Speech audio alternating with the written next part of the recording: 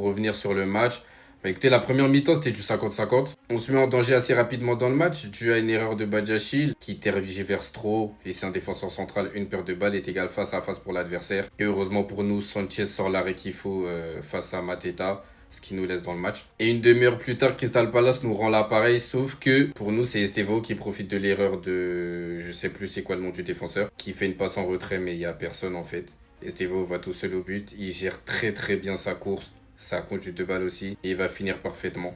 Ce qui nous permet de mener au score en première mi-temps, malgré un match qu'on ne maîtrisait pas totalement. Mais en deuxième mi-temps, par contre, on a montré un autre visage. On a clairement dominé cette équipe de Crystal Palace. Tout était mieux, surtout au niveau du pressing, de l'intensité, ce qui fait que Crystal Palace n'avait pas le temps de mettre son jeu en place, de nous mettre en danger, c'était mort. Du coup, il nous aura fallu que 5 minutes pour que João Pedro vienne mettre ce deuxième but. Un très beau but.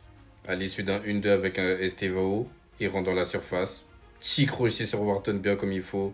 Finition entre les jambes du gardien. Il nous a ressorti la bonne célébration et il fait un gros match. Lui comme Estevao ont été les meilleurs offensivement. D'ailleurs, 10 ou 15 minutes plus tard, on obtient un penalty. João Pedro est encore impliqué. Suite à un centre dangereux dans la surface, réalisé par Reece James qui a effectué un dédoublement. En fait, c'est simple. Reece James, c'est un dédoublement, un centre, danger. Malheureusement, on le voit que très peu et c'est dommage. Du coup, João Pedro est à la retombée du centre en question.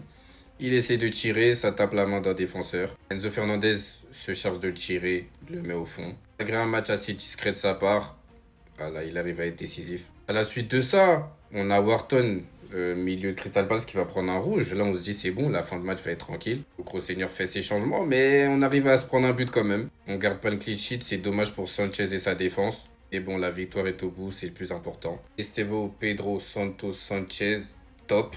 Neto, flop. Et pour les autres, il y a eu du bon et du moins bon. Bonne victoire maintenant, on peut se concentrer pour la Ligue des Champions. On a un top 8 à aller assurer à Naples.